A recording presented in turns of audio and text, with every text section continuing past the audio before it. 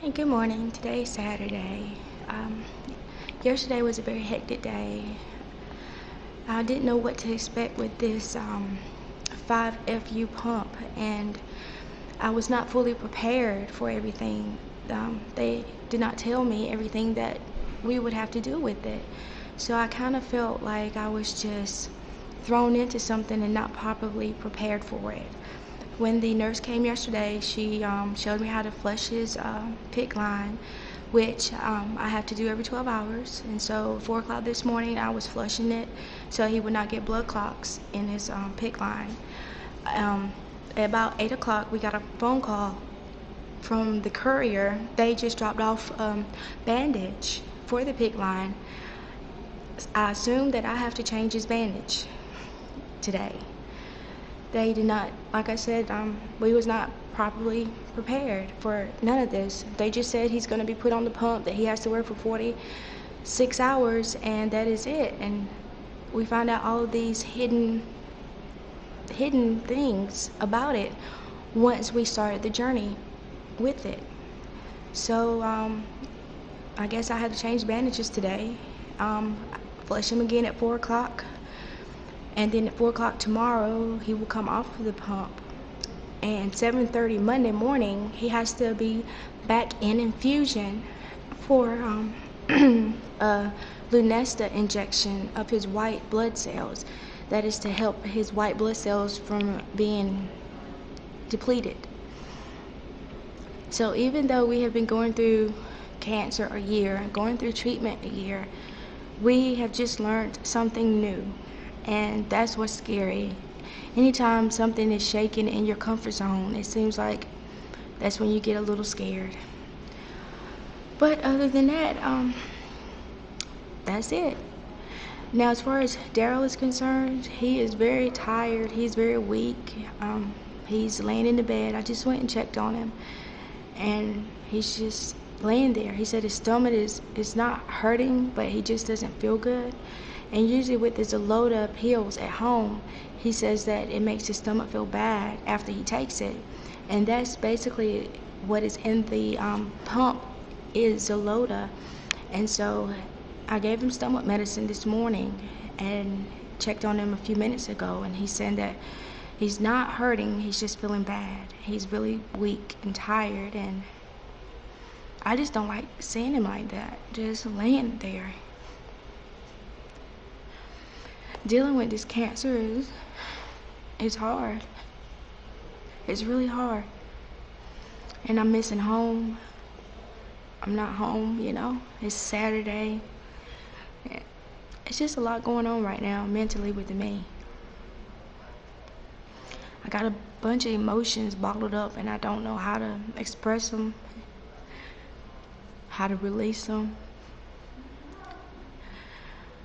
I'm just tired of him feeling this way. And now we're going to, with this extended stay, it's really hard. Got reports from back home. The children are acting out, you know, we're not home. And he's actually talking about him coming by himself. And I don't know if it's me more so than him. I feel like he needs me, you know, when he's sick like this. He doesn't even want to get up out of the bed. He doesn't even want to eat. And I know if I'm not here with him, mentally, I will be a nervous wreck. I'll be wondering if he's falling down, if he's okay. It's just a lot going on mentally with me this morning. I don't know why I woke up feeling like this. Wow. They have an air show today in Waukegan, and I was hoping that we could go so he won't be cooped up in a room all day. But I don't think he's going to feel like getting up. I don't think he wants to go. I asked him a while ago, I said, do you want me to help give you a bath? Because he has this IV coming out of his arm with this big bottle. It's not a real big bottle, it's like a baby bottle, but it's into a pouch and sticking in his pocket. And it was funny because he forgot he was even hooked up to it. And several times yesterday, he kept pulling it. When he got up, it just kept falling. And I screamed. I was like, Daryl, your pump. because I don't want it to come out of his arm, you know. And so now he just puts it in his pocket, and I know he's not comfortable. He's not used to sleeping like that. He's not used to having anything attached to him. And mentally, it's done hit him that, wow, I got cancer. I'm taking treatments. And I knew that it would be like this, especially, you know, if he got a port put in, it would depress him. He's depressed now. He says he's fine. He's not complaining. But I know that it's not fine. It's mentally bothering him, seeing this thing attached to him. And it's bothering me because it's reality that he has cancer.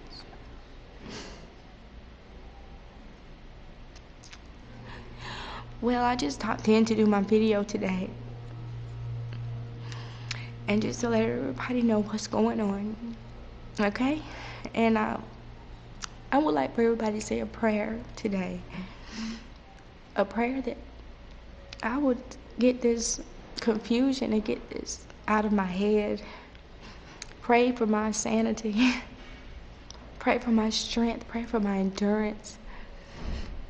Pray for my well-being. But that I can do this. I know I can do it. I have no choice but to do it. But just pray that I'll be strong. Okay? Pray that Daryl will be okay. Pray that these treatments for the next, 4 weeks is going to be okay. This extended stay is going to be okay. All right? With that being said, I'll chat with you later. Bye.